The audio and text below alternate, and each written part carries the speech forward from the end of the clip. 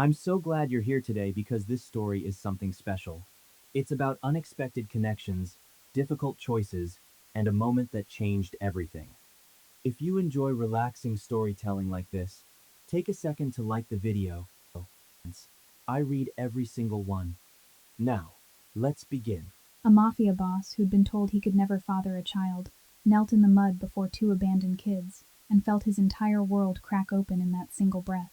Stefan Valenti stood there in his three-piece suit that cost more than most people earned in a year, the fabric still pristine despite the filth soaking through to his knees, and his eyes locked onto the girl, clutching a newborn against her bony chest, as if that baby were the only thing keeping her alive. She couldn't have been more than 6 years old, but those eyes carried a weight he recognized instantly, the same hollow emptiness he felt every night when he walked back into his penthouse and found nothing but silence and shadows waiting for him, the same void that had swallowed his marriage to Bryn whole, turning two people who shared a last name into strangers who ate at opposite ends of a 12-seat table without exchanging a single word. The only difference was this girl had someone to protect. For 15 years, Stefan had built an empire from blood and concrete, controlled half of Chicago's underground, accumulated more money than he could spend in 10 lifetimes, bought judges, buried enemies, bent the city to his will, but he'd never been able to buy the one thing he actually wanted, and the doctors had made sure he knew he never would, that his bloodline, the Valenti name his grandfather had killed to preserve, would die with him. And now, kneeling in the mud outside an abandoned warehouse on the south side, a warehouse that sat on his territory, in his world, he'd found two children who needed exactly what he had to give, but had never been allowed to. He said his name slowly, extending his hand the way you'd approach a wounded animal that might bolt or bite, and the girl pressed herself harder against the rotting wall, calculating the danger with a precision that made his chest tighten, because it was the same calculation he made in rooms full of men who wanted him dead, except she was gambling with her own life. Phoebe, her voice so small he almost missed it. My name's Phoebe. Then she told him the baby in her arms was her brother, Theo, that their mama had left 3 days ago, promised she'd come back but never did, and the girl said it all without a flicker of emotion in her voice, as if she were recounting the weather or what she'd had for breakfast. And it was that flatness, that terrible rehearsed calm, of a child who'd already learned that crying changed nothing, that split Stefan Valenti clean in half. If this story touched something inside you. Because what Stefan doesn't know yet is that bringing these two children home won't just change his life. It'll force him to choose between the empire he built and the family he never thought he'd have. Stefan called Orion in a voice the man who'd fought in Fallujah had never heard.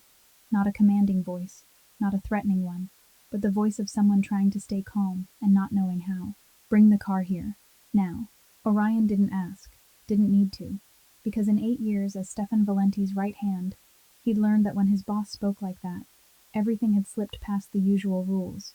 The armored Escalade stopped in front of the warehouse in under 10 minutes, headlights sweeping through the dark like twin blades, and Orion stepped out, then froze when he saw what was in front of him. His boss, the man half of Chicago, trembled at the sound of his name, standing in a field of mud with a ragged little girl clutching a newborn, a suit worth tens of thousands of dollars now caked with dirt from the knees down, and his eyes holding something Orion had never seen in 8 years, something that looked like fear. Orion opened the back door without saying a word, and Stefan reached out a hand to Phoebe, but she didn't take it. She only looked into the car, at the cream-colored leather seats, at the soft interior light, at a world completely unlike anything she'd ever known. Then she looked down at her own feet, bare, muddy, scraped, raw, and said in a voice so small the wind almost swallowed it, "Will I dirty your car?" Those 4 words hit Stefan's chest harder than any bullet he'd ever dodged, because this 6-year-old wasn't afraid of being hit, wasn't afraid of being abandoned one more time.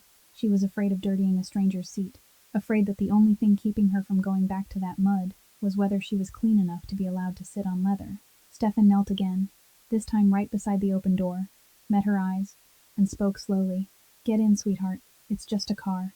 Phoebe climbed in with tiny steps, so careful it was like the floor might give out beneath her.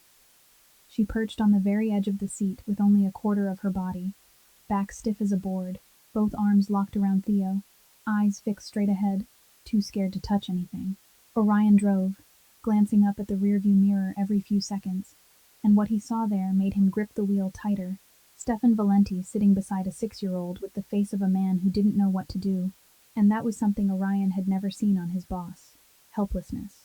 Theo started to cry. Not the sharp wail of a healthy newborn, but a weak, thin moan. The cry of a baby so exhausted he didn't have enough breath left to be loud, and that sound cut through the air inside the SUV like a blade. Phoebe immediately began rocking her brother, lips moving in whispers Stefan couldn't make out. But he recognized the rhythm as soothing, words a 6-year-old shouldn't know how to say, because she shouldn't have to be a mother to her own baby brother. "He's hungry," Phoebe said without looking at Stefan, her voice still flat the way it had been when she talked about her mother. "I haven't had anything to feed him since yesterday." Stefan leaned forward. "Orion, stop at the nearest pharmacy. Anywhere that's open." The 24-hour Walgreens on Ashland Avenue glowed under harsh white fluorescent light in the middle of the night, and Stefan walked in like a ghost from another world. Brioni's suit smeared with mud from the knees down, $4,000 Oxfords ruined, hair slipping out of its perfect slick. Standing in the baby aisle with the eyes of a man who'd been thrown into territory that didn't speak his language. He stared at rows of formula without knowing which one was for a newborn, didn't know what diaper size fit, didn't know which bottle wouldn't make a baby choke. For 15 years he'd run an empire without hesitation, making split-second decisions involving millions of dollars and human lives. But in front of a diaper shelf, he felt like he was reading a language he'd never learned. A night shift clerk came closer, a young woman with a ponytail, eyes wide at the sight of the suit and the mud, asking if he needed help, and Stefan said in a voice he barely recognized as his own, "I need everything for a newborn, formula, bottles, diapers, and food for a 6-year-old girl. Whatever you've got." The clerk didn't ask more, maybe because his eyes were saying more than any explanation ever could, and she started pulling items from the shelves. Newborn formula, wide-neck anti-choke bottles, newborn diapers, wipes, diaper rash cream, and a prepackaged sandwich with a small carton of fruit juice from the snack section. Stefan paid without looking at the receipt, stuffed everything into 2 large bags, then walked back out to the SUV where Orion stood guard outside, and Phoebe still sat inside, holding Theo tight, back rigid, eyes glued to the window like she was memorizing every street in case she ever needed to find her way back. Stefan opened the formula with fingers that 3 hours earlier had signed an order to move $2 million into a laundering account in the Cayman Islands, read the mixing instructions under the dome light, measured each scoop with the focus he usually reserved for life and death deals. And when he poured warm water from the bottle Orion had bought into the baby bottle, his hands shook, not from cold, not from fear the way he'd always understood fear, but because he was holding something more fragile than anything he'd ever touched, and he was terrified of breaking it. He handed the bottle to Phoebe. She took it with both hands like it was treasure, guided the nipple to Theo's mouth, and the baby drank with a silent desperation, tiny fingers pawing at the air, and Phoebe watched him with eyes that held something like relief, and also a pain deeper than any child should carry. The look of someone forced to be responsible for another life before she was big enough to protect her own. Stefan offered the sandwich to Phoebe. She looked at it, looked at him, then unwrapped it slowly, carefully, making sure not a single crumb fell, then took her first bite, and chewed so slowly. Stefan had to turn his face away because he couldn't watch it without feeling something inside his chest, tightening to the point of suffocation. Because she ate the way someone eats when she's been hungry long enough to know every bite might be the last. And he thought of the dinner he hadn't bothered to touch tonight, a 12-seat table laid in crisp white linen in the penthouse, him at one end and Bryn at the other, separated by 3.5 meters of silence, food cooked by a private chef cooling on porcelain while they both pretended the other's presence didn't exist, and now a 6-year-old was eating a cheap pharmacy sandwich like it was the best meal of her life. The private elevator opened onto the penthouse floor, a little before 2 o'clock in the morning, and the first thing Stefan saw was that the living room lights were still on, which meant Bryn wasn't asleep, which meant she was sitting with a book in the corner of the sofa, the way she did every night, because that was how she locked herself inside her own world, so she wouldn't have to admit she was living in the penthouse of a man she hated. Stefan stepped out with Phoebe close behind him, the little girl still holding Theo tight, her bare feet touching the marble and curling back as if the cold stone could swallow her, and behind them, Orion carried 2 pharmacy bags with the face of a man trying to understand how the world had just flipped upside down. Bryn heard the footsteps, looked up from her book, and everything that came after happened inside a silence that lasted exactly 3 seconds. and felt to Stefan like 3 years. She saw him first, the mud on his suit, his hair fallen out of its perfect place. Then her eyes moved down, and she saw the child, saw Phoebe, saw the torn, filthy clothes, the bruised, bare feet, the newborn wrapped in a scrap of fabric that didn't look clean enough to wipe a floor. And the book slipped from her hands, but she didn't pick it up. Bryn stood, her gaze moving from the children to Stefan and back again. And when she finally spoke, her voice wasn't loud. And that was how Stefan knew she was truly angry, because Bryn Calloway never shouted when she was angry for real.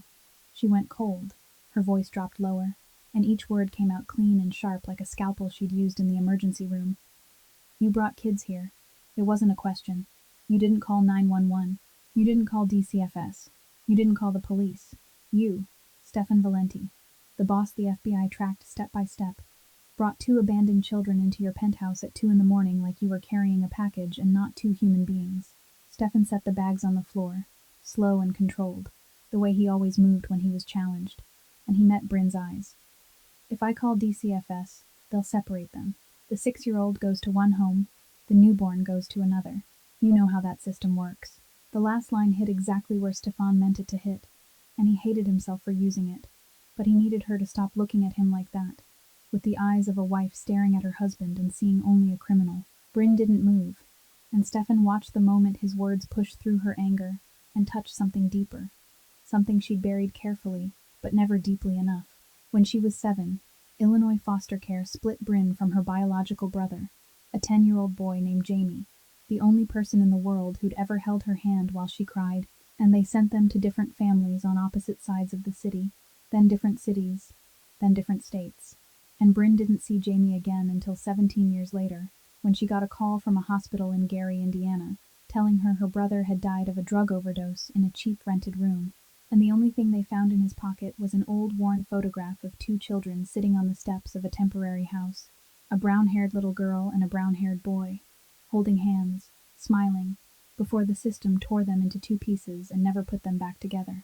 She didn't say any of it out loud, didn't tell Stefan he was right, because admitting Stefan Valenti was right about anything went against every rule she'd set for herself inside this marriage, but she didn't argue either, and that silence said more than any confession could. Then Bryn looked at Phoebe, really looked at her for the first time without the lens of anger aimed at Stefan, and what she saw shifted something inside her. The girl stood in a living room bigger than the warehouse she'd just come from, dirty feet on polished marble, ripped clothes beneath paintings worth hundreds of thousands of dollars, holding her brother with thin arms where blue veins rose under the skin, and her eyes didn't take in the luxury with wonder or hunger.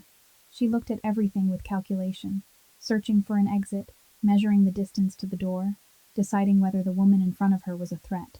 And Bryn recognized that look, because she'd looked at the world with that same look for the first 20 years of her life. The look of a child who'd learned anyone could disappear at any moment, so never trust, never let go.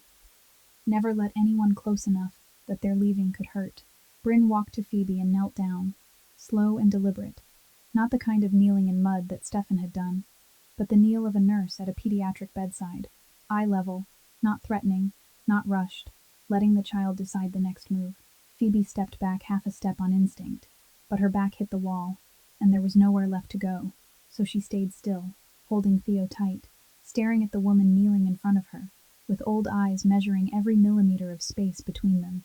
Bryn didn't touch her, didn't reach out, didn't make a single gesture that could be mistaken for trying to take the baby away. She only spoke in the gentlest voice she had, the voice she used in pediatric emergency when a child was panicking and needed to believe someone would stay. What's your brother's name? Not what's your name, not are you okay, not don't be scared, but what's your brother's name? Because Bryn understood that for this child, her brother was everything. Her brother was the reason she was still standing, and asking about him was how Bryn told Phoebe, I see you. I see what matters most to you, and I'm not here to take it. Phoebe watched Bryn for a long time, long enough that Stefan stood behind them, holding his breath without realizing it. Then something in those old eyes shifted. Not trust. It was too soon for trust, but something right at the threshold of it. A tiny crack. And for the first time since Stefan had found her in the warehouse, Phoebe loosened her hold on Theo, just a little, only enough to let her chest pull in a deeper breath, like she'd finally allowed herself to believe that maybe, just maybe, She didn't have to squeeze until she couldn't breathe to keep her brother safe anymore. Bryn rose from the floor and spoke to Stefan in a voice that wasn't angry anymore. It had shifted into a nurse's voice. Clipped, clear, with no room for extra emotion. I need warm water, clean towels, and the sink in the guest bathroom on this floor. The baby needs a bath right now. Stefan nodded and led her to the guest bathroom, a room of white marble with gold-plated fixtures no one had used since the day this penthouse was built, and he turned on warm water into the sink, while Bryn went back to the living room where Phoebe still stood frozen on the floor. Bryn knelt again and said, "Can you let me hold your brother for a minute, sweetheart? I'm only going to bathe him. You stand right here and watch. You don't take your eyes off him for even 1 second." Phoebe looked at Bryn, then toward the bathroom, then down at Theo, lying still in her arms, and she nodded. A tiny nod you could barely see, then transferred her brother into Bryn's arms with a care so precise, it was like the baby was made of glass. Bryn carried Theo into the bathroom, and Phoebe followed close behind exactly as promised, standing in the doorway, eyes never leaving her brother. When Bryn unwrapped the cloth around Theo, her hands stopped and her face changed. Stefan stood behind Phoebe and looked in, and he saw what Bryn was seeing. The baby's body was too small in a way that wasn't normal. Ribs outlined beneath skin, thin as paper, his belly swollen in a way Bryn knew meant severe malnutrition and not fullness. Arms and legs like sticks, skin gray and bloodless. Bryn lowered Theo into the warm water so gently the surface barely rippled, and the baby didn't cry when he touched the water. He only startled weakly and went still, too exhausted to react, and it was that quiet that made Bryn bite down hard to keep her hands from shaking, because a healthy newborn would scream when lowered into unfamiliar water. Theo's silence wasn't calm, it was collapse. Bryn bathed him with motions she'd never imagined she'd use inside this penthouse in the last 18 months. Motions she'd learned in the pediatric ward of a public hospital on the south side, where abandoned children were brought into the emergency room at midnight, and she had to wash them, examine them, keep them alive until the system decided where to throw them next. She used a soft cloth to clean each finger, each fold of skin, and when she lifted Theo's left leg, she saw an old bruise at his ankle, and she drew in a small breath but didn't speak. She only memorized it. When she was done, Bryn wrapped Theo in a white bath towel 3 times bigger than his body, and she held him in one arm while the other hand motioned Phoebe closer. "Your turn now. Let me see your foot." Phoebe shook her head and stepped back on instinct. But Bryn had already seen it. The moment the girl walked on marble, she'd seen the way she shifted her weight to her right leg and kept her left from taking the full load. And now, under the bathroom light, she could clearly see Phoebe's left sole swollen and raw, yellow pus seeping from a cut that had turned infected, the skin around it hot, and the redness already climbing toward her ankle. Bryn placed Theo into Stefan's hands without asking, without pleading. She simply put him there as if it was obvious, and Stefan took the baby with 2 stiff hands, holding him a few inches from his chest because he didn't know whether to pull him close, and Theo lay in the hands of Chicago's Mafia boss, like he was resting on a warm rock, trying to pretend it was a cradle. Bryn knelt in front of Phoebe, lifted her left foot gently, and Phoebe hissed in pain but didn't cry. Didn't cry because this child had forgotten how a long time ago. "This needs antibiotics," Bryn said to Stefan without turning her head. "And the baby needs a pediatrician right now. Not tomorrow morning, right now." Stefan held Theo with one arm and used the other to pull out his phone and call Dr. Faith Nguyen, the only woman outside the underworld he trusted enough to call at 2:30 in the morning, the pediatrician who'd stitched wounds on his men without asking questions, and in return, Stefan paid every bill for the free clinic she ran on the west side. Dr. Faith arrived within 40 minutes, hair twisted up fast, eyes still heavy with sleep, but her hands already carrying her medical bag. And when she saw Theo, her face shifted from ordinary to something Stefan recognized as professional composure, hiding worry. She examined Theo first, weighed him, measured him, checked reflexes, listened to heart and lungs, and when she looked up at Stefan, her voice was steady but her eyes weren't. "The baby's severely malnourished, dehydrated. He needs a special feeding plan. High-calorie formula, every 2 hours, even overnight, and if he doesn't improve in 48 hours, he needs to be admitted." She turned to Phoebe, examined the wound on her foot, and shook her head slightly. "The infection's spreading, but it hasn't reached her bloodstream yet. High-dose antibiotics for 10 days. Keep it clean. Change the dressing twice a day." She wrote prescriptions, handed them to Bryn, then looked at Stefan again with an expression he couldn't decode. Not judgment, not pity, something closer to curiosity, like she was wondering if this man understood what he'd just stepped into.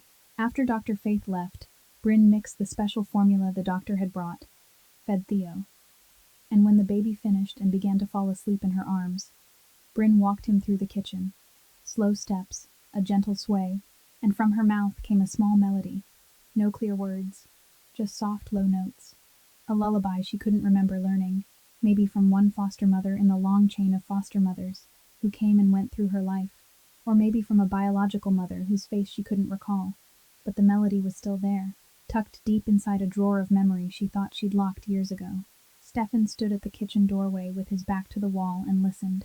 In 18 months of living together, he'd heard Bryn shut her bedroom door, heard her footsteps on the floor when she thought he wasn't paying attention, heard the empty, polite sentences at breakfast before she vanished all day. But he'd never heard her sing, never heard a sound from her that carried anything beyond chill distance or restrained contempt. And that small lullaby rising in the kitchen at 3 in the morning was the first sound that made this penthouse feel like someone lived here instead of simply existed. Phoebe refused to sleep in a bed. She looked at the huge guest room and the king-size bed Bryn had made with fresh sheets, shook her head, and said, "Can I sleep on the sofa?"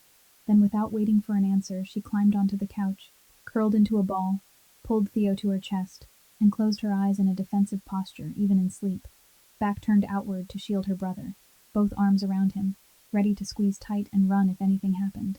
Bryn draped a thin blanket over the two children, and when she stood and turned back, she saw Stefan in the middle of the living room, arms hanging at his sides, staring at the children sleeping on his couch with an expression she didn't have a name for.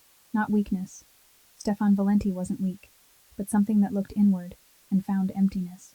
They stood there in the living room, 2 meters apart, closer than the distance across the 12-seat dining table, but still far, and for the first time in 18 months, they looked at each other without an invisible wall between them. Or maybe the wall was still there, but they were two children sleeping on the couch, and the wall suddenly mattered less. Bryn spoke first, her voice low so she wouldn't wake them. "I'll stay and take care of them. I'll feed Theo every 2 hours, change Phoebe's bandage, make sure she takes her antibiotics on time. I'll do all of it, but I'm staying for them, not for you. Do you understand?"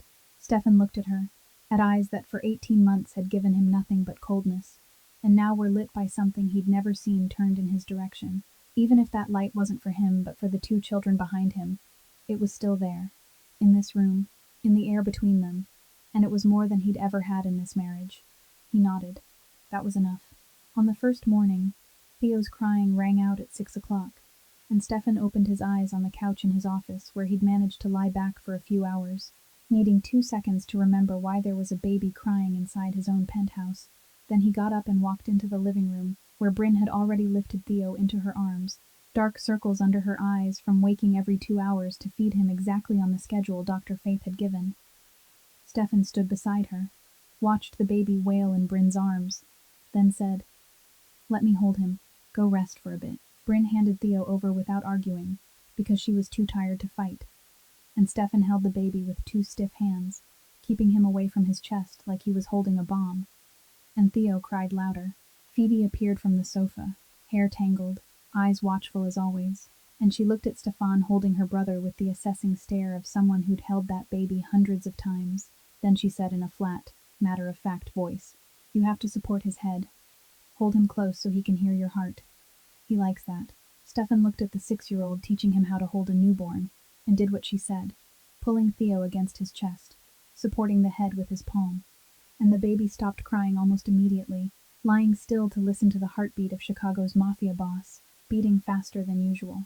Outside the penthouse door, Orion stood guard on the morning shift, heard the baby's crying carry out and then cut off, heard small feet running on the floor, heard Stefan's voice say something he couldn't quite catch, but the tone was completely unfamiliar.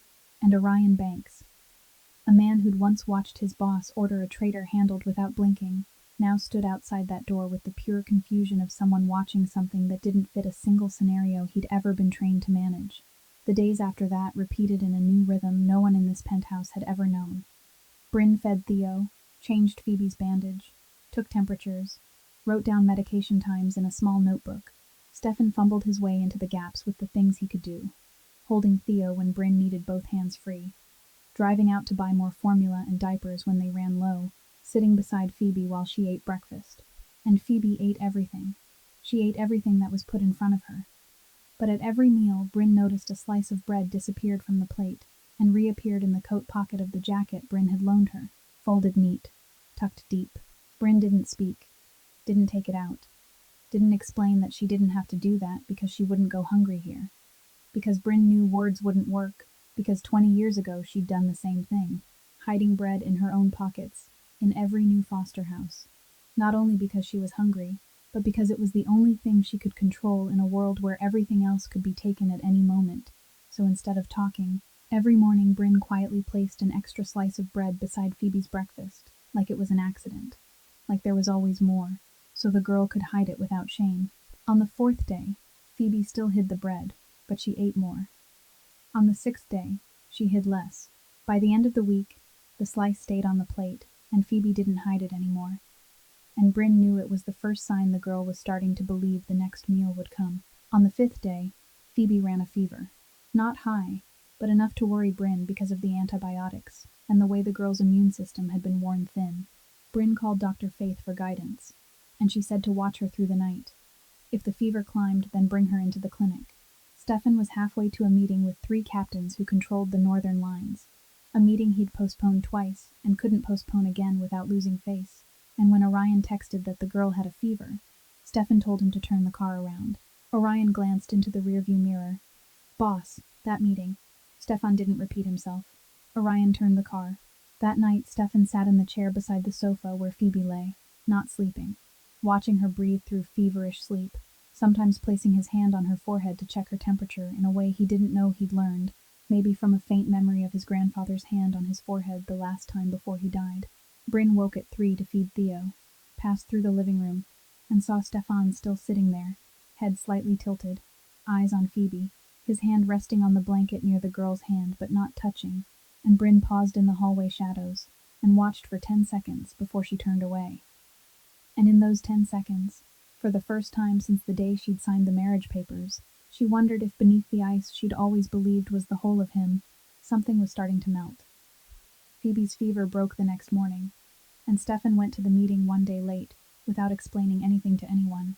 On the 7th night, Bryn woke to Theo, crying, walked into the living room, and found Stefan sitting in the dark, not beside the sofa this time, but in the armchair facing the wall, where the only photograph in the entire penthouse hung, a portrait of his grandfather, the man who'd built the foundation of the Valenti Empire, and raised Stefan after he was orphaned. Bryn didn't turn away this time. She placed Theo in the crib Stefan had bought the day before, then walked to the living room and sat in the chair beside him without speaking, without asking if he was okay because they both knew the question meant nothing inside their marriage. The silence stretched. Then Stefan said, "My grandfather died in this room 3 years ago. Before he died, the only thing he said he regretted was that he wouldn't see the Valenti line continue, and I've carried that sentence inside me every day since. Every night when I sit here, I hear it repeat, and I don't have an answer." He stopped. Until last week, Bryn didn't speak. She didn't need to. She only sat there in the dark beside him, and her shoulder touched his. Light, maybe accidental, maybe not, but neither of them moved away, and it was the first time in 18 months. Those two had been side by side, without the distance of a 12-seat table, without the required coldness, without the wall, only darkness, the portrait on the wall, the soft breathing of 2 sleeping children, and 2 broken people sitting close for the first time. Grant Whitmore came to the penthouse on the afternoon of the 10th day, on time as always. Gray suit, brown leather briefcase, the expressionless face of a man who'd kept Valenti family secrets for 30 years. But when he stepped through the door and saw the tiny children's shoes lined up beside Stefan's Oxfords in the entryway, saw the crib set up next to the living room sofa, saw a baby bottle on the coffee table where there was usually only whiskey, he paused for exactly 1 beat before pulling out a chair in the office. Stefan sat across from him, and Grant began speaking in a lawyer's voice, instead of the voice of someone who'd known him for 3 decades. Under Illinois law, you're keeping 2 children without any legal standing. If DCFS finds out, or if anyone reports it, they'll come take them immediately, and you'll face criminal charges.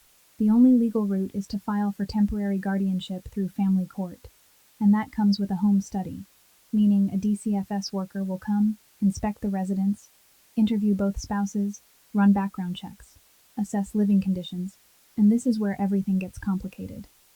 Grant opened a thick file, set it on the desk, and looked Stefan straight in the eye. The FBI opened a surveillance file on you 7 years ago. Federal prosecutor Preston Hale has made taking down the Valenti empire his personal mission. He spent 5 years collecting evidence, but not enough to indict. And if you file for guardianship, your name will enter the DCFS system. Preston Hale will know, and he'll use this as leverage, not to save the children, but to open a wider investigation into your finances, into the organization, into everything you've built for 15 years. Stefan listened without blinking, his face still, but his jaw tightened and Grant knew what that meant. Grant went on. However, you have one advantage. Most men in your position don't. You have a legal wife. On paper, you're the CEO of an investment firm, stable housing, legitimate income, and a marriage that's lasted 18 months. A guardianship petition from a married couple with strong finances and a respectable home is far stronger than one from a single man, and if both spouses sign and both appear in court, your odds rise significantly. Grant finished and watched Stefan, and in the silence that followed, they both knew the real problem wasn't the law or Preston Hale. It was whether the woman down the hall, the woman who'd signed the marriage papers for a debt, and not for love, would agree to turn a paper marriage into a shield for 2 children. Bryn stood at the doorway of the kids' room, where she'd just laid Theo into the crib after his afternoon feeding, and she'd heard everything, not because she was trying to listen, but because the penthouse was open, and Grant's voice carried, and there was only one sharp thought in her mind. The marriage she'd signed because she'd had no other choice, the marriage she'd treated like a sentence, was now the only thing that could keep 2 children from being thrown into the same system that had crushed her life and killed her brother. Stefan appeared at the end of the hallway and looked at her, and he didn't need to ask whether she'd heard, because the answer was written on her face. He asked only one question, his voice low, not an order, but a voice Bryn had never heard him use with her before, almost a request. Are you willing? Bryn looked at him, then passed his shoulder into the room where Phoebe sat on the floor beside Theo's crib, guarding her brother's sleep with unblinking eyes. Then she looked back at Stefan. For them? Yes. Not for you. She didn't need to say the rest. They both understood the boundary. But when Bryn turned back toward the kids' room, and Stefan returned to the office with Grant, they both knew this second agreement wasn't the first one. The first had been an exchange between strangers. This one had 2 sleeping children sitting in the middle of it, and when children are in the middle, nothing is ever completely an act. Stefan sat down across from Grant, and the lawyer looked at his boss with an expression. 30 years serving the Valenti family had taught him never to show worry. He said, Stefan, you understand this can destroy everything you've built. The organization, the empire, all of it. If Preston Hale uses a guardianship case to drag everything into the light, you could lose not only the children, but your freedom. Stefan met him with the eyes everyone in Chicago's underworld knew not to challenge. Eyes that had made captains bow, made traitors tremble, made judges look away, and he said 2 words in a voice, no louder than a whisper, but heavier than any order he'd given in 15 years. Find a way. 2 weeks after Grant filed the petition for temporary guardianship, Orion called Stefan at 10 o'clock at night and said 4 words. Found the kid's mother. Jolene Perry was in a shelter for homeless women on the west side, thinner than the photo in the file Orion had dug up, eyes hollowed out, old bruises on her wrists gone yellow, and when Orion found her, she was sitting on a bunk bed in a shared room with 12 other women, arms wrapped around her knees, staring at a wall. Jolene's story wasn't a story Stefan wanted to hear, but it was one he needed to. She was 24, addicted to opioids since she was 17, controlled by a trafficking ring since she was 19, selling her body on the streets of the South Side to pay off the debt to the people who'd trapped her inside a spiral she couldn't climb out of. 3 days before Stefan found Phoebe and Theo, Jolene had left the warehouse to go find help. She'd heard there was a charity on Halstead that could give her food and a temporary place to stay, but she never made it there, because on the way 2 men from the ring caught her, beat her, locked her in the basement of an abandoned house for 3 days because she'd dared to run, and when they finally let her go, she went back to the warehouse, and the children were gone. Orion read the report in an even voice inside Stefan's office, and when he finished, silence fell on the room heavier than anything Stefan had ever felt in the bloody interrogations he'd overseen, because the trafficking ring that controlled Jolene operated on Southside territory, his territory. And it stayed alive because it paid protection fees to the Valenti organization every month, money Stefan had never bothered to check the source of, because it was too small next to the empire, too small to be worth his attention, but big enough to hold a 24-year-old woman in hell and leave 2 children abandoned in a warehouse, nearly starving to death. Stefan didn't speak after Orion finished. He just sat there staring at the surface of the desk, and the darkness in his office suddenly carried a different weight. Not the familiar darkness of power and secrets, but the darkness of knowing that the same hands that had shaken while mixing Theo's formula weeks ago were the hands that had signed off on the protection system that kept the baby's mother imprisoned. Bryn learned the next morning, not because Stefan told her, but because she heard him on the phone with Grant in the office, the door not fully closed, and when she walked in with Theo in her arms, her face had gone white. She laid Theo in the crib, slow and controlled, then turned to Stefan. And this explosion was different from the first night he'd brought the children home. That night had been the cold anger of a wife watching her husband do something reckless. This was something deeper, something that hurt more, her voice trembling not from fear but because what she was feeling was too big to fit inside her chest. You were the rescuer and the cause. Do you understand that? You found 2 children dying in a warehouse and brought them home like a hero, but your empire locked their mother away so she couldn't come back. Your protection money fed the people who turned her into a slave. You saved the aftermath, but you were the reason. Stefan stood there and took it. Didn't interrupt. Didn't argue. Didn't snap back with logic or power the way he always did. And Bryn noticed. She realized that this silence wasn't the arrogant silence of a boss who treated criticism like a mosquito. It was the silence of a man standing in front of a mirror and seeing his own face clearly for the first time, and not being able to bear what he saw. She stopped mid-sentence, breath heavy, and looked at him. Really looked. And in Stefan's eyes there was no defense, no wall, only something that looked like shame, raw and undiluted. And Bryn had never seen Stefan Valenti ashamed of anything since the day she met him. She turned away, lifted Theo, left the room without another word, and Stefan stayed alone inside the silence she'd left behind, heavier than any sentence Preston Hale could ever hand down. That night, after the children were asleep, Stefan called Orion into the office and gave an order in the voice Orion recognized immediately as the old voice of his boss, cold, precise, no room for hesitation. The ring controlling Jolene Perry. I want every name, every address, every street they work.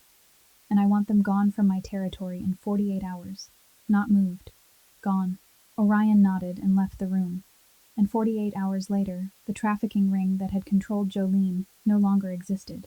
Not because of the law, not because of DCFS, but because Chicago's Mafia boss decided it didn't get to exist. And that was the only kind of justice Stefan's world knew how to enforce. Bryn didn't ask what happened, but she knew. She knew because she'd lived in his world long enough to read what wasn't said. And that night, as she lay in her own room staring at the ceiling, she realized something that scared her more than anything Stefan had ever done. She didn't condemn it.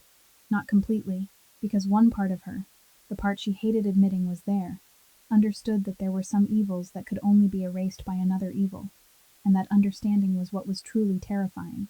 Not because of what it said about Stefan, but because of what it said about her. The meeting was set at the DCFS office on West Randolph on a Tuesday morning.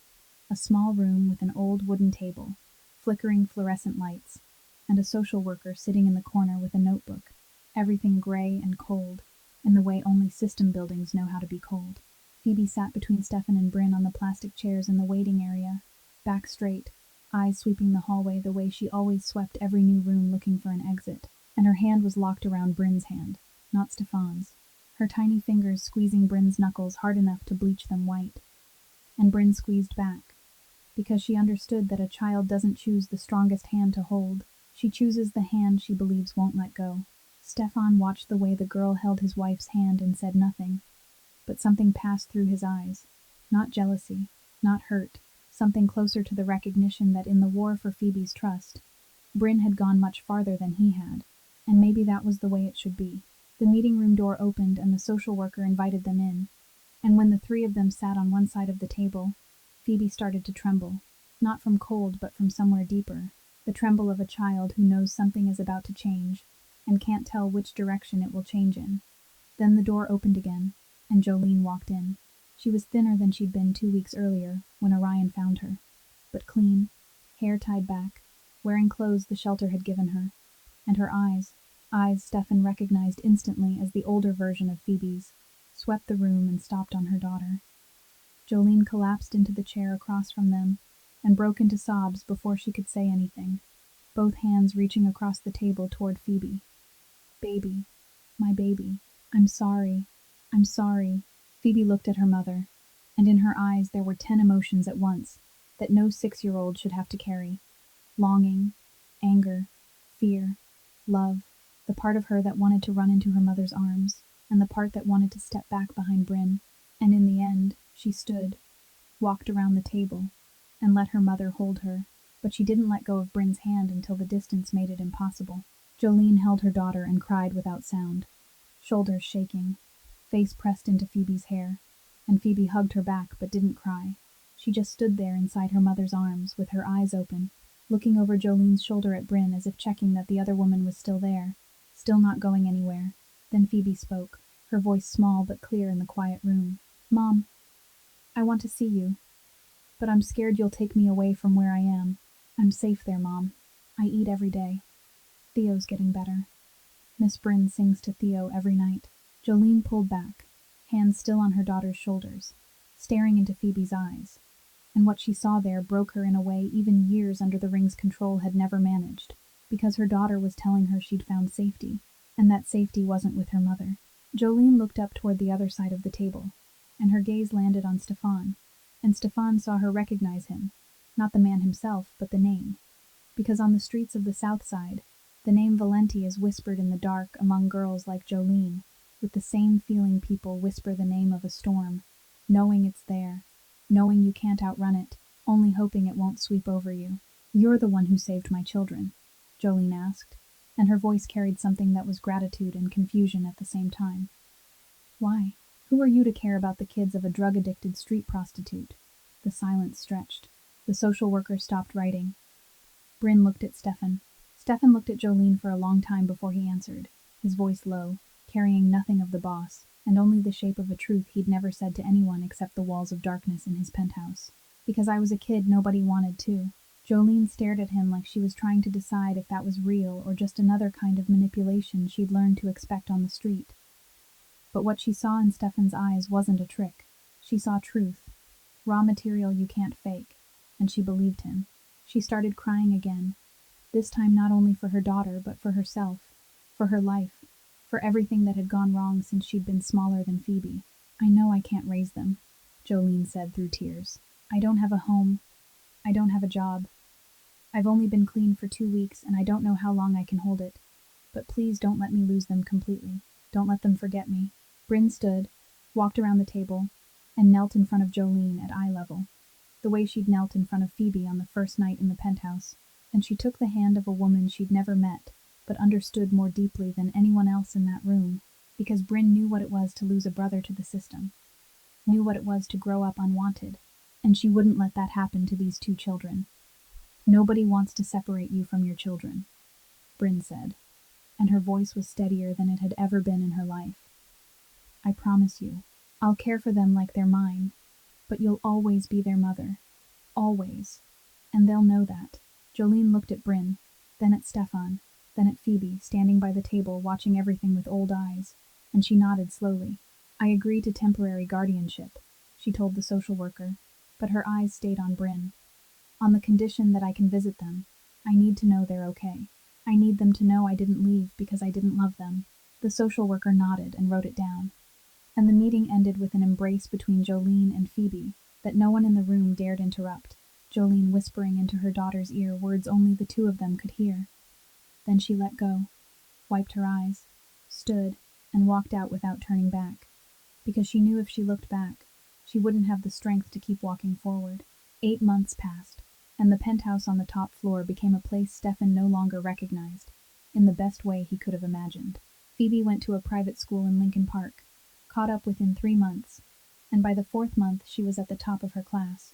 Her teacher called Bryn and said the girl had an extraordinary memory and reading comprehension far beyond her age, and Bryn listened and cried in the bathroom where no one could see because she didn't want to explain why a child reading well could make her cry. Theo grew so fast, Dr. Faith had to weigh him every 2 weeks, and each time she nodded with quiet satisfaction. The skeletal baby from that night was now a chubby little boy, with round eyes and an easy laugh. And on a Saturday afternoon, when Bryn was washing dishes in the kitchen, and Stefan was sitting on the living room floor reading financial reports, Theo pulled himself up on the edge of the coffee table, stood on trembling legs, then took 1 step, 2 steps, 3 steps toward Stefan before he toppled forward into Stefan's lap. Stefan caught him on reflex. Bryn ran out from the kitchen, and both of them spoke at the same time. "He's walking." And then they clapped, and Phoebe ran in and wrapped her arms around her brother, squealing. And in the laughter and applause, Stefan looked up at Bryn, and Bryn looked down at him, their eyes meeting over the baby's head, as Theo sat in Stefan's lap, grinning wide. And in that moment, nobody had to say it out loud. They both knew that what was between them hadn't been a deal for a long time. Maybe since that night their shoulders touched in the dark. Maybe since the morning Bryn said coffee instead of sorry. Maybe even earlier. But it was certain now, right here, on the living room floor with a newly walking baby and a little girl spinning in circles around them. The fake marriage had died, and nobody had held a funeral for it. Then the storm came. Knox Wheeler, 30 years old, the lieutenant in charge of the Southern Line in the Valenti organization, the man Stefan had trusted enough to handle the most sensitive work, had secretly been working with federal prosecutor Preston Hale for 5 months. Knox knew about the arrangement marriage because he was the one who'd handled Bryn's brother's debt 2 years earlier. Knew the amount, the terms, the reason Bryn signed the papers, and he handed it all to Preston Hale on a USB drive in an underground parking garage in the Loop. Preston Hale didn't need anything else. He filed in court to strip the temporary guardianship, alleging Stefan exploited Jolene's vulnerability, used money to buy consent, and hid everything behind a staged marriage, and then he leaked the story to the media. On Monday morning, Stefan opened his phone and saw the headline on the front page of the Chicago Tribune. Chicago Mafia boss uses arranged marriage to keep 2 orphan children in luxury penthouse. Orion later said he heard glass shatter before he even had time to open the office door. And when he stepped in, the glass desktop where Stefan worked every day lay in 100 pieces across the floor, Stefan's right hand bleeding, and his boss stood in the middle of the room breathing hard with eyes Orion had seen only once before, the night Stefan discovered the first traitor 10 years earlier. And that traitor hadn't lived through the night. Orion silently handed Stefan a towel to wrap his hand and stood waiting. And Stefan said in a terrifying calm, "Find Knox Wheeler. Bring him to me." Bryn heard the glass break from the living room.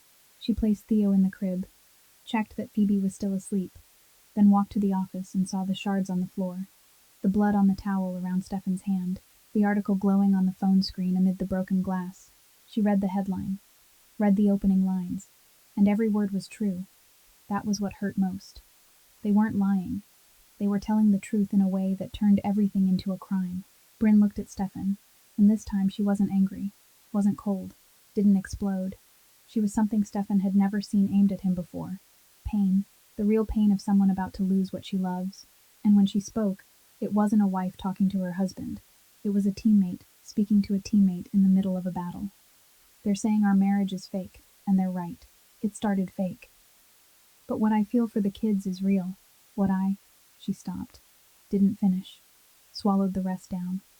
But Stefan heard what she didn't say louder than what she did, and he looked at her with the eyes of a man standing on the edge of losing everything. Not his empire, not his money, but a penthouse filled with children's laughter and a woman singing lullabies at 3 a.m.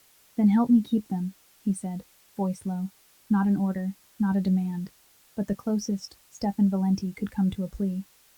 "Help me prove it isn't fake." And they both knew he wasn't only talking about the guardianship file.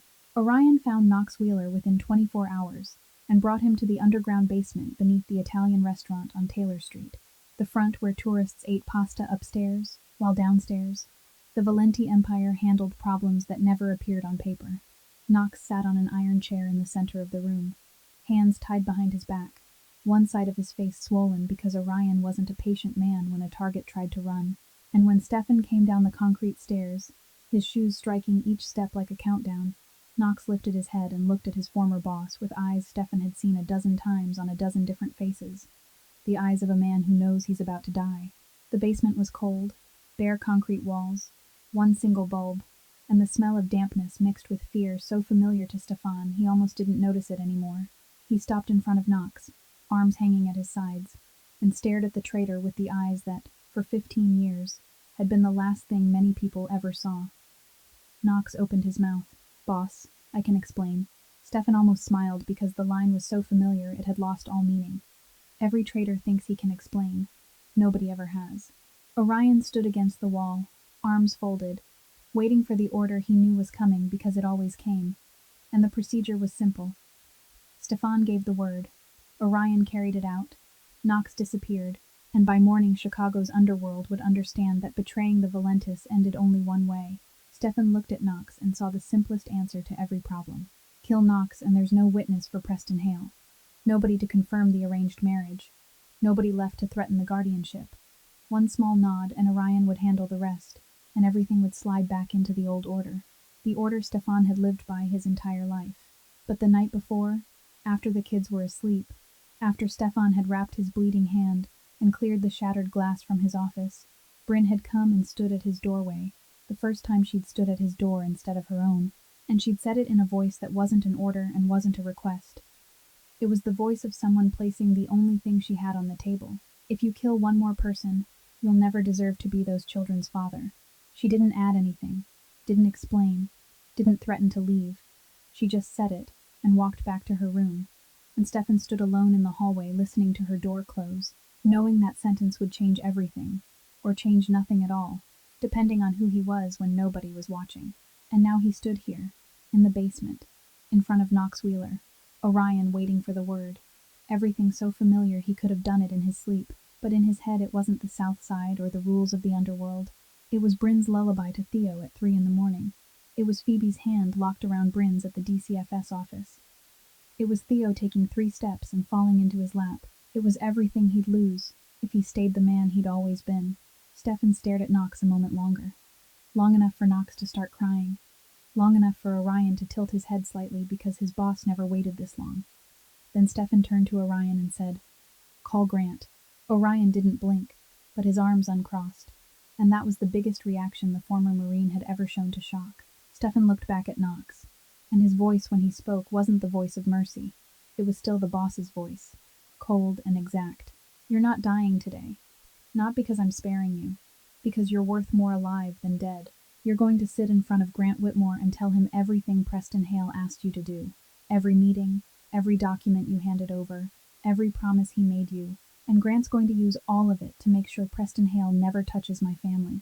Knox stared at Stefan like he couldn't believe what he'd heard, and Orion stared at Stefan like he was seeing a completely new version of his boss he'd never met in 8 years. Grant arrived within an hour with a recorder and a notebook, and Knox confessed everything. That Preston Hale had approached him through an undercover FBI agent, that Hale promised immunity if Knox delivered internal information, that Hale specifically wanted proof of the arranged marriage and the children because it was the easiest spear to drive into public opinion, and that Hale's approach violated at least 3 federal procedures for handling confidential informants. Grant wrote it all down, shut off the recorder, looked at Stefan, and for the first time in 30 years, the old lawyer smiled. "Enough," he said. "Enough to countersue. Enough to ask the court to throw out any evidence Preston Hale collected through Knox. And enough to protect the guardianship." Stefan nodded, then walked up the stairs and left the basement. And when he pushed the door open, the Chicago night air cut cold across his face.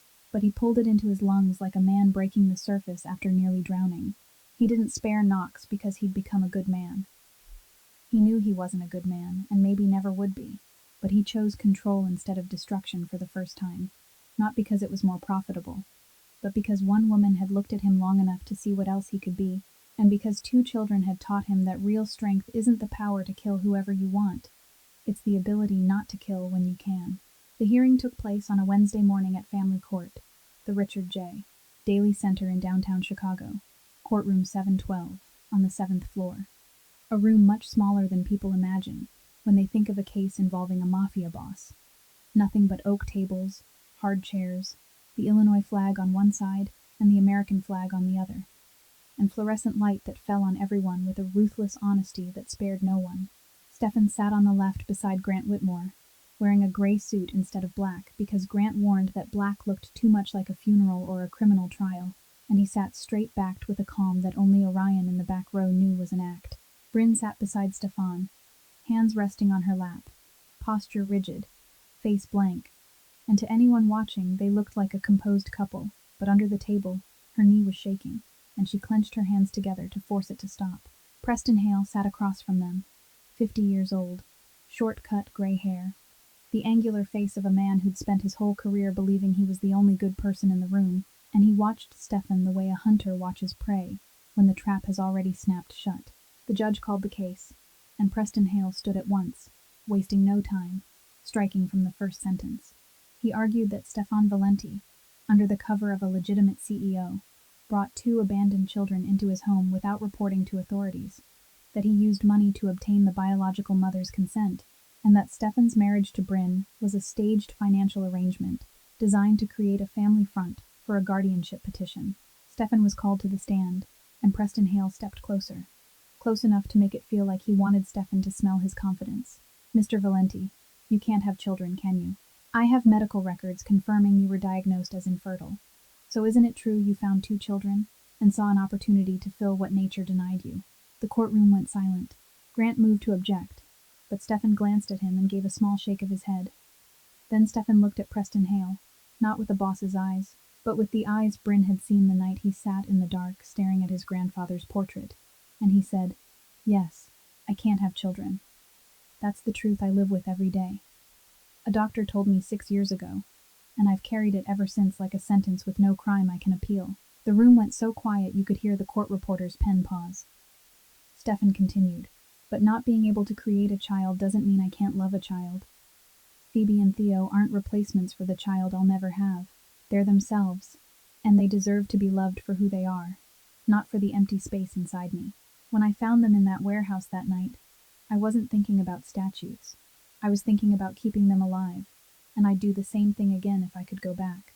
Bryn sat below with her eyes burning, because this was the first time Stefan had spoken the truth of his infertility out loud, not to her in the dark of the penthouse, but in front of the whole courtroom, in front of the judge, in front of Preston Hale, in front of the world. And she realized he'd just exposed the deepest weakness of his life, not because he was forced, but because he chose to, because 2 children were worth taking off armor he'd worn for 15 years. Preston Hale didn't flinch. He pivoted, called Bryn to the stand, and the moment she sat in the witness chair, he asked without circling it, "Mrs. Valenti, was your marriage to the respondent a financial arrangement? Did you sign the marriage license to erase the debt your brother left behind?" The silence in the courtroom grew so heavy Bryn could hear her own heartbeat. She looked at Preston Hale, then at Stefan, at the defense table, watching her with eyes that didn't ask her to lie and didn't beg her to tell the truth, only watched. Then she looked toward the back row where Phoebe sat beside the social worker, a 7-year-old in a new dress Bryn had bought. Hair braided by Bryn, arms wrapped around the stuffed bear Stefan had brought home one night without explanation, and Phoebe was watching Bryn, with eyes that weren't as old as they'd been that first night, but still carried the caution of a child who knows anything can be taken at any time. Bryn turned back to the judge and said, "Our marriage began for reasons I'm not proud of. That's true, and I won't lie to the court. But if you ask me right now whether Stefan Valenti is my husband, the answer is yes. Not because of a piece of paper, but because I chose to stay. I chose this family. I chose the 2 children who sleep in our home every night. I chose the man who sat up all night beside a feverish little girl and walked a newborn back and forth across the living room at 6 in the morning. And if that isn't real enough for you, then I don't know what real is." Preston Hale opened his mouth to continue, but the judge lifted a hand, and in that moment, Bryn looked at Stefan and saw him looking back at her. And on the face of a man half of Chicago feared, there was nothing but something it had taken her 18 months to recognize. Not power, not control, but the quiet gratitude of a man who'd just been chosen for the first time in his life. Jolene was called to the stand right after Bryn, and as she walked down the aisle of the courtroom, Stefan could see she was different from the day at the DCFS office. Still thin, but her back was straighter, her eyes still hollow but brighter, and she wore a clean white button-up blouse someone at the shelter had lent her, buttoned all the way to her throat, as if she were trying to keep the last scrap of dignity she had and carry it into this room. Preston Hale stood, adjusted his tie, approached Jolene with the confident stride of a man who believed this would be the easiest witness to break, and he began. "Miss Perry, were you coerced into signing the guardianship consent? Did you receive money or any kind of financial support from Mr. Valenti in exchange for your children? Jolene looked at Preston Hale, then at her own attorney in the corner, then ignored them both and turned her face straight to the judge. And when she spoke, her voice didn't shake the way it had at the DCFS office. It was flat and steady, the voice of someone who's already lost everything and has nothing left to fear. I'm Phoebe and Theo's mother. I carried them. I gave birth to them. I love them. But I'm also the one who left them in that warehouse for 3 days because I didn't have food for them. I didn't have a safe place to sleep. I didn't have any way to escape the people who controlled me.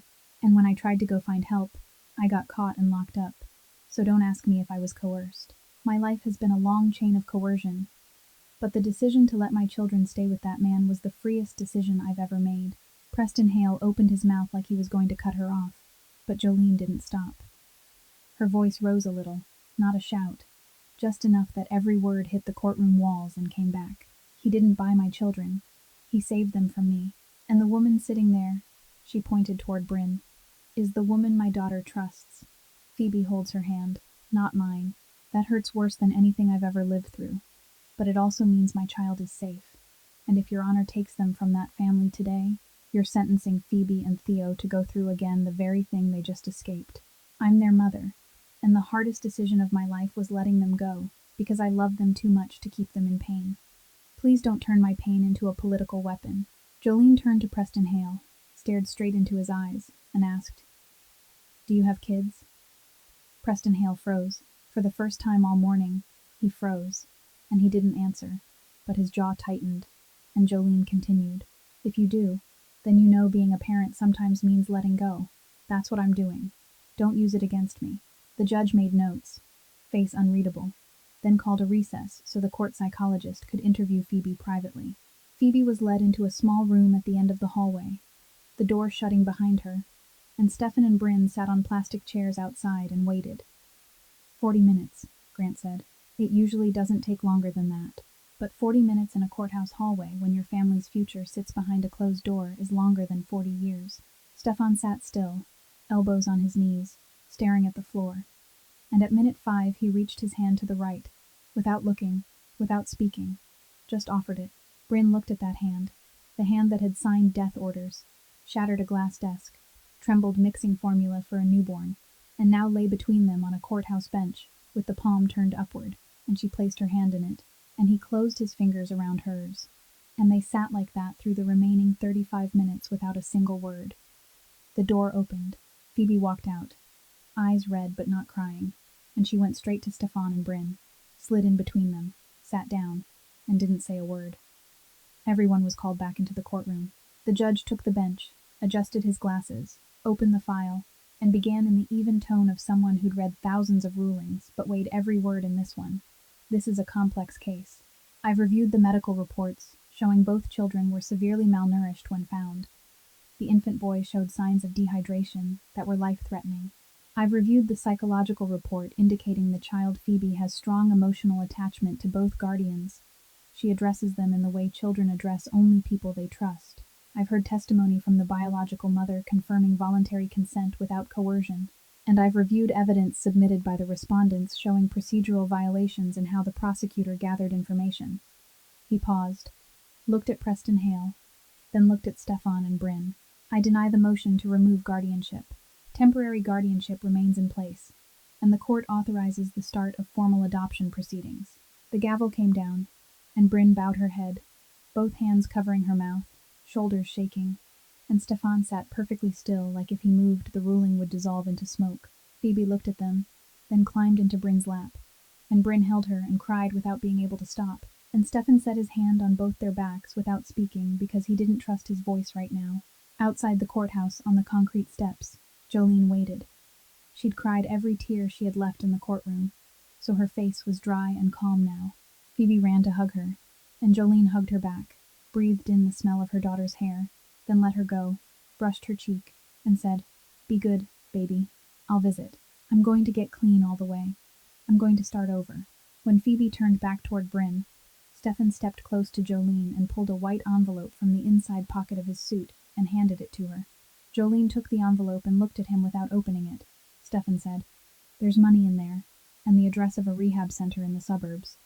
I paid the full cost up front. This isn't payment. This is because your daughter's going to ask about her mother, and I want to have a better answer." Jolene looked at the envelope, then at Stefan, then at Phoebe holding Bryn's hand at the bottom of the steps, and she nodded once, slipped the envelope into her blouse pocket, then turned and walked down the street without looking back, because she knew if she looked at her daughter one more time, her legs wouldn't have the strength to keep moving forward. 2 weeks after the hearing, Phoebe asked Stefan a question at dinner that made him set his fork down and never pick it up again. "What do you do for work, Dad?" She was 7, asking because her classmates said their dads were doctors, engineers, plumbers, and she didn't know what to say. And the question was simple in a way that was cruel, because Stefan didn't have an answer he could give a 7-year-old without lying. Bryn sat across from him and didn't help, didn't rescue him, only watched, because she knew this was a fight he had to take on himself. Stefan looked at Phoebe and said, "I do business," then changed the subject. But that night after the kids were asleep, he sat alone in his office for a long time, and the next morning he called Grant Whitmore and said 3 words that made Grant ask him to repeat them, because he didn't believe he'd heard right. Scale it back. Over the next 3 months, Stefan pulled out of the underground gambling line that had brought in millions every quarter, cut the entire protection system on the south side, transferred the nightclub fronts to someone else, and poured money into legitimate real estate and the restaurant chain Valenti Holdings had always owned, but never treated as the priority. Orion didn't ask why, because Orion never asked. But Grant did, and Stefan answered with the sentence the old lawyer wrote in his notebook, and underlined twice. "Because the kid asked me what I do, and I don't want to lie to her forever." Bryn knew, not because Stefan told her, but because she saw him come home earlier, saw him at the table at 6 in the evening instead of 10 at night, saw him read to Phoebe before bed instead of disappearing into his office. And she noticed his phone rang less. Orion stood outside the door with a face that looked less tense.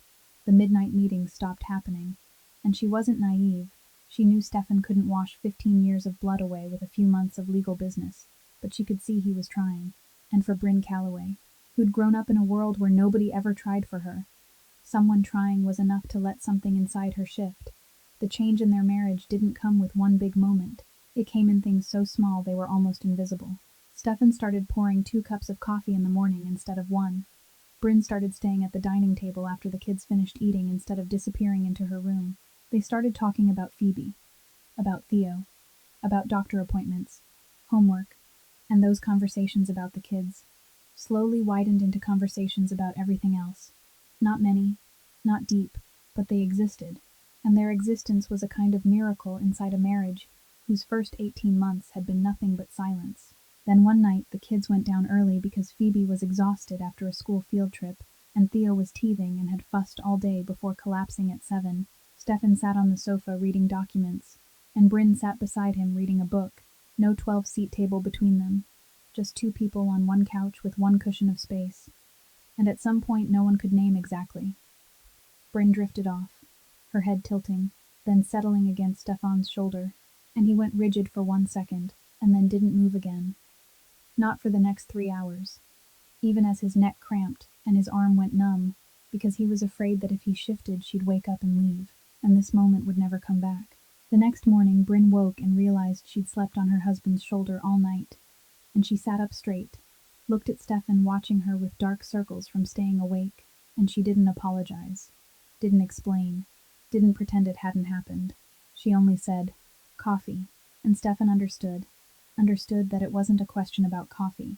It was Bryn Calloway's way of saying I'm staying without putting feelings into words, because neither of them were good at that. A few nights later, after the kids were asleep, Stefan sat on the balcony looking at the Chicago skyline. City lights spread below like a bright carpet he used to think he owned, but now he only saw as beautiful, and Bryn stepped out and sat beside him. 2 chairs on a balcony that for 2 years had never held both of them at once. She looked at the city, then at him, and asked, "Are you scared?" Stefan looked at her. "Scared of what?" Bryn said. "Scared to love."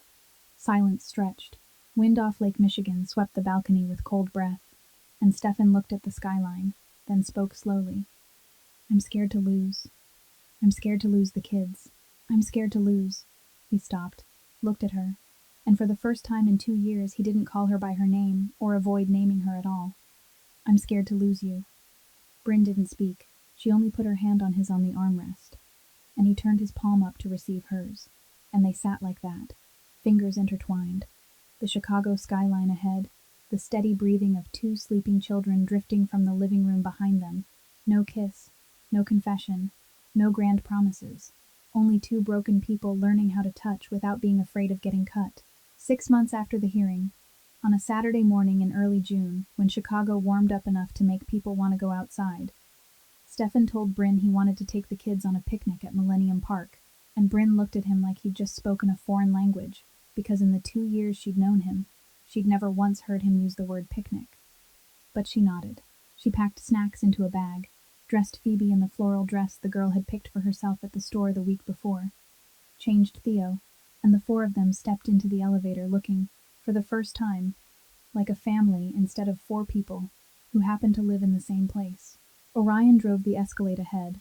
Another SUV carrying 2 bodyguards followed behind, because Stefan Valenti might have been shrinking the Empire, but enemies don't shrink on command. And Orion parked a short distance from the main lawn at Millennium Park, leaned against the vehicle with a cold face, arms folded, eyes sweeping every direction, the gun hidden under his jacket ready for anything except what he actually ended up witnessing that afternoon. Bryn spread a blanket on the grass near Crown Fountain, placed Theo on it, and Stefan sat down beside her awkwardly, because a Chicago Mafia boss didn't have any memory of sitting on grass in a public park on a Saturday afternoon, and his legs didn't know how to fold themselves into comfort. Phoebe stood on the blanket and looked around, at the wide-open lawn with other families playing, at kids running, at a blue sky that wasn't blocked by concrete walls or a metal roof. Then she kicked off her shoes, put her bare feet into the grass, felt each blade against the sole that had been infected a year ago, and then she ran, not running away, not running to find food, not running because she was scared, running because she was 7 and the lawn was wide and the sky was blue, and for the first time in her life, she didn't have to run to anywhere at all. She could just run, and a laugh came out of her, loud, clear, real, a laugh Stefan had never heard because every other time Phoebe laughed it had been small, careful, a guarded laugh from a child who still wasn't fully sure she was allowed to be happy. But this laugh was different. It rose from her belly and rang across the grass, and Stefan heard it and felt something crack open in his chest in a way he didn't want to seal back up. Theo sat on the blanket watching his sister run, eyes wide. Then he crawled off the blanket, grabbed a fistful of grass and shoved it into his mouth, face scrunching at the strange taste, and Bryn laughed as she pulled the grass back out, while Stefan watched his 2 children in the middle of a park in the middle of Chicago, and thought, this is what I bought a city and still couldn't buy.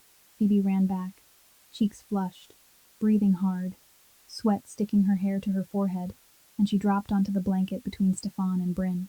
She looked at Bryn, then at Stefan, then back at Bryn, and she asked in the same ordinary tone she'd used to ask about the weather. But her eyes weren't ordinary at all. Miss Bryn, you're my mom, right? Bryn froze with her hand still wiping Theo's face, and the world around them seemed to soften. The park noise, the fountain music, the wind, everything fading into the background, until only the question of a 7-year-old hung in the air. Bryn glanced at Stefan, and in his eyes she saw the answer he wanted to give, but was leaving to her, because he understood this wasn't his decision. Bryn knelt in the grass at Phoebe's eye level, the way she'd knelt in front of her that first night in the penthouse, took both of Phoebe's hands, and said, you have 2 moms. Jolene brought you into this world, and Jolene loves you more than you know. And Bryn. She paused, swallowed something tight in her throat. Bryn will be here. Bryn will always be here. Phoebe looked at her with eyes that were less old than they'd been a year ago. Then she wrapped her arms around Bryn's neck, and Bryn held her back, and Stefan sat there watching with eyes stinging so badly he couldn't see clearly. Then Phoebe reached for Stefan's hand and pulled him in, and the 3 of them held each other on the grass in Millennium Park in the middle of a Saturday afternoon, and Theo crawled over and slapped Stefan's shin, and laughed because he didn't understand what was happening, but he knew everyone he loved was in one place, and that was enough. Orion stood by the SUV 30 meters away, face still cold as stone, eyes still scanning for threats. But at some point he'd pulled out his phone and taken a picture.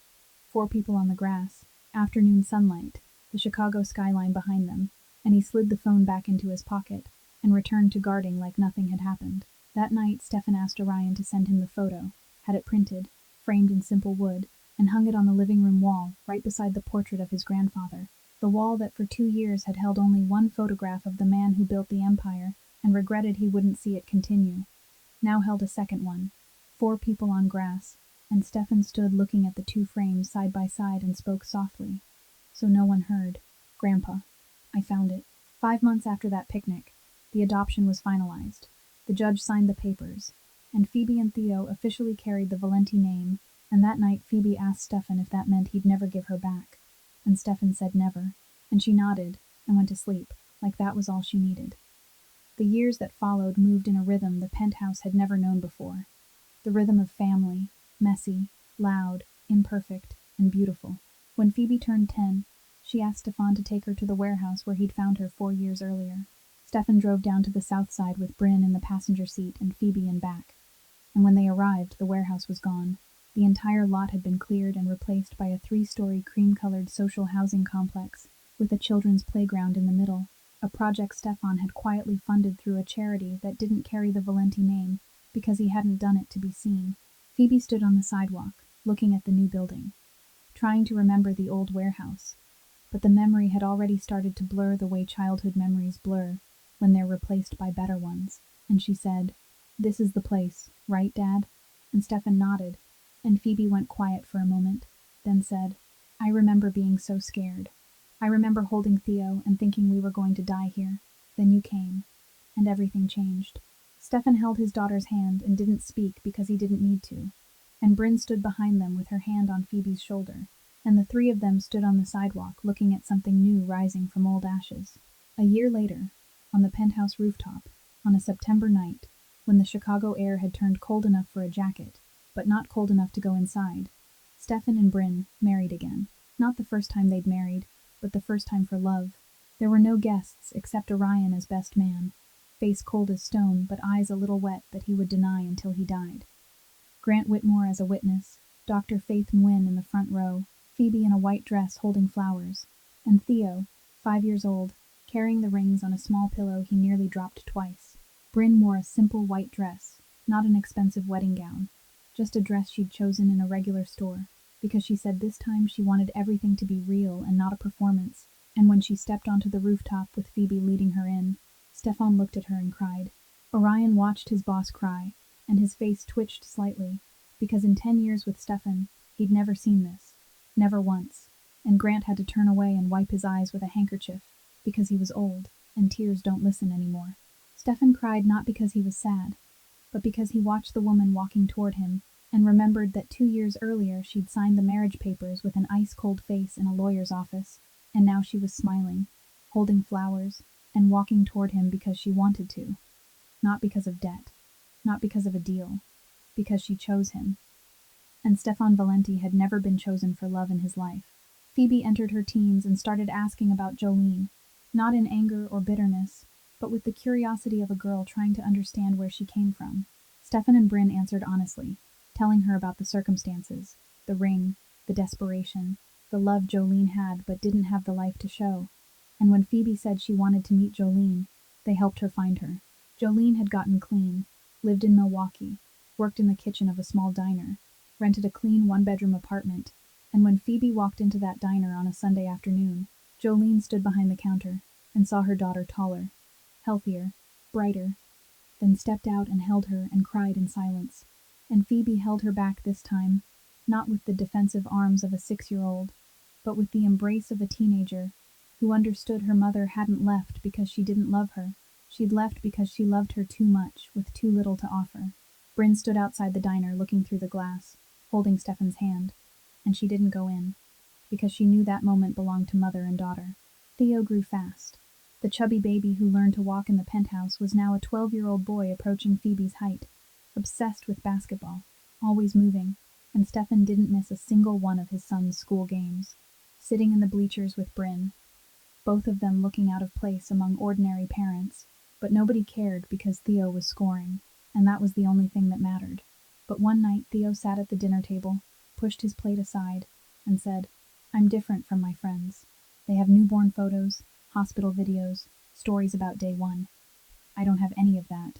Stefan set his fork down, looked at his son, and said, "You've got something better than baby pictures. You've got a photo of 4 people on the grass at Millennium Park, the day you took your first 3 steps and fell into my lap. You've got a story about a night in a warehouse where your sister held you for 3 days and didn't let go. You've got a story about a mother who loved you enough to let you go, and another mother who chose you when nobody forced her to choose. You've got a story about love that outlives blood, and I promise you no newborn photo on earth is worth more than that story."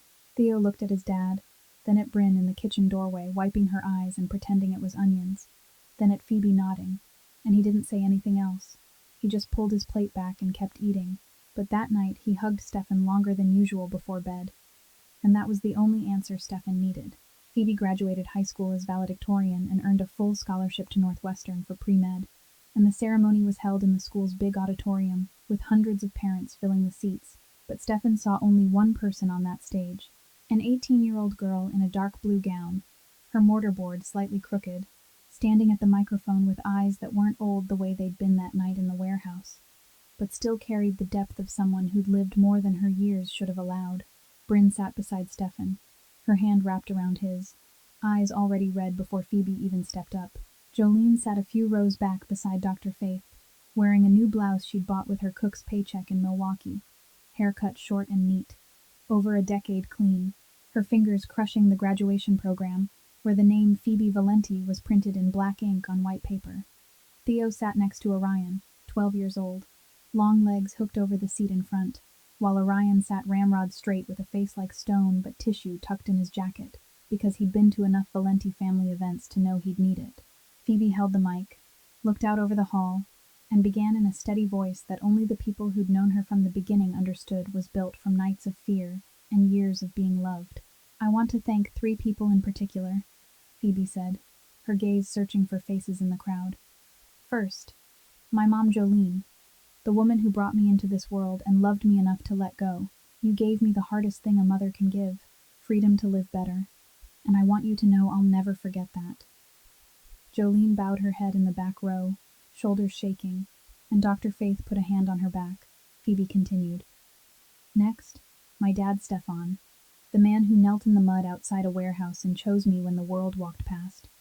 You're not perfect. You'd be the first to admit that, but you chose me and Theo on a night when nobody else did, and you changed everything you used to be to deserve that choice. I love you, Dad." Stefan sat perfectly still, jaw locked, eyes fixed on his daughter on that stage without blinking, and Bryn felt his hand tighten around hers until it almost hurt, but she didn't pull away. Phoebe turned her eyes to Bryn, and her voice softened just a little. "And finally, my mom Bryn, who was also once a child nobody chose, who knows what it's like to grow up in a system where you're unwanted, and because of that, you chose me, because you looked at me and saw yourself, and you decided I wouldn't have to live the life you lived. Family isn't decided by blood, it's decided by choice, and I was chosen by extraordinary people." The auditorium applauded, but Stefan didn't hear it. He only heard Bryn crying beside him and Jolene crying behind him, and Phoebe's voice echoing through the speakers.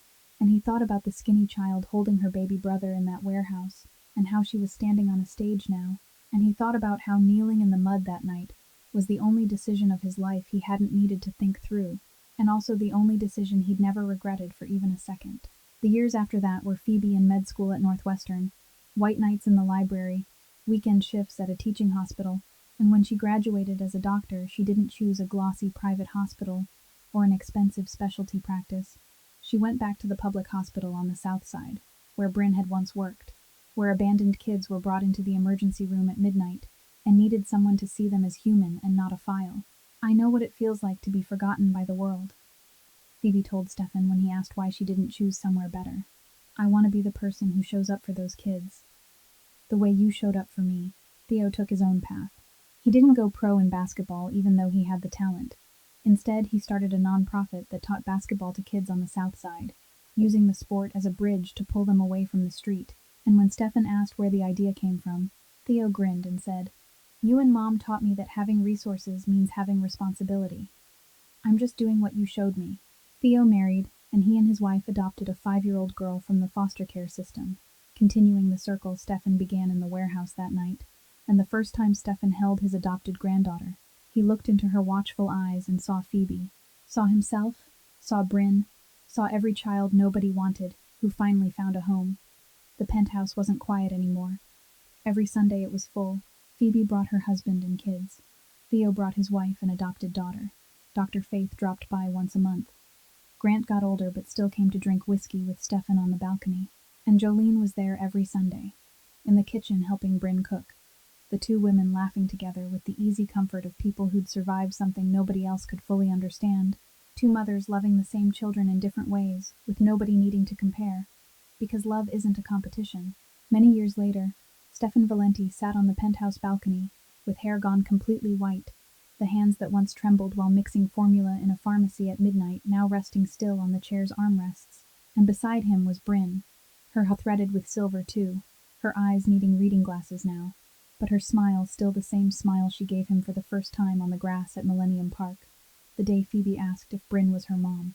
Inside the penthouse, laughter spilled through a glass door left slightly open. Phoebe was having dinner with her husband and two small children. Theo was arguing over a game controller with his adopted daughter. Jolene was in the kitchen laughing with Theo's wife about a new recipe. Loud, chaotic, and perfect. The penthouse that once held only darkness, and two strangers sitting at opposite ends of a 12-seat table, now didn't have enough chairs for everyone. Bryn looked out at the Chicago skyline, then turned to Stefan and asked in the gentle voice of someone who didn't need an answer, but wanted to hear it anyway. "Do you regret anything?" Stefan thought for a moment, then said, "One thing. I should have married you for love from the start, instead of losing almost 2 years, living like strangers under the same roof." Bryn laughed, a soft, warm laugh that belonged there. "If that had happened, I wouldn't have hated you long enough to learn how hard it was to love you." Stefan looked at her and thought he wanted to hear that laugh until his last day. Inside, Phoebe's 25th birthday was happening in the same penthouse where the barefoot, half-starved little girl had first stepped in 19 years ago and asked if she would dirty the car. And now it was where she celebrated with family, with people she loved. And Stefan looked through the doorway and saw his daughter laughing. 25, a pediatrician. Healthy, happy, and he still wasn't used to that feeling. The feeling that a child he'd found dying in a warehouse was now laughing in his home. Phoebe stepped onto the balcony with a glass of water, stood beside Stefan, leaned on the railing, looked down at the city lights, and said, "Dad, I want to ask you something. If you could go back to that night, knowing everything that would happen, the hearings, the media, Knox's betrayal, Preston Hale, the sleepless nights, all of it, would you still walk into that warehouse?" Stefan didn't hesitate. He set his glass down, turned to his daughter, cupped her face between both hands, hands that had carried blood, shattered glass, signed orders he wasn't proud of, and now only knew how to hold, and he said, "I'd walk into that warehouse again. I'd kneel in the mud again. I'd say the same words again, 1,000 times, without changing a thing. Finding you and Theo was the only decision in my life I'd do again, without altering a single detail. That decision gave me 2 children. It gave me a reason to truly love your mom, Bryn, instead of living forever like 2 shadows. And today I know the truly rich man isn't the one with the most money in a bank or the most power on the street. It's the one brave enough to stop when the whole world keeps walking. It's the one who chooses love when leaving would be easier. Because you weren't only children I saved. You were the angels who taught me that real wealth fits inside one family gathered around one table." Phoebe hugged him, and Bryn stepped close and placed her hand on both their backs. And from inside, Theo shouted, "Dad, come eat cake! It's almost gone!"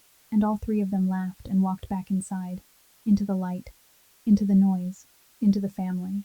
Stefan paused at the balcony door for 1 second, looked back at the Chicago skyline one more time, the city he once thought he owned, then looked into the bright penthouse where Bryn was holding a grandchild, Phoebe was cutting cake, Theo was laughing, Jolene was clearing plates. And he understood that the greatest empire he'd ever built wasn't made of money or blood. It was made of a love he'd almost never learned how to receive. A love that began with a fake marriage, 2 filthy children, and one night kneeling in the mud. This story may not only be Stefan and Bryn's story. It's a reminder to all of us that real family isn't built by blood or paperwork, but by courageous choices in moments that look ordinary on the surface. That sometimes the strongest person isn't the one who never breaks, but the one who dares to kneel, dares to open a heart, dares to love when the whole world says they shouldn't. If this story touched something in your heart, please like and share this video with the people you love every day. We'd truly love to know how you felt after hearing this story. Have you ever had a moment in your life where one small choice changed everything? We read and cherish every message from the deepest part of your hearts, wishing everyone watching this video good health, a joyful life, and days filled with peace.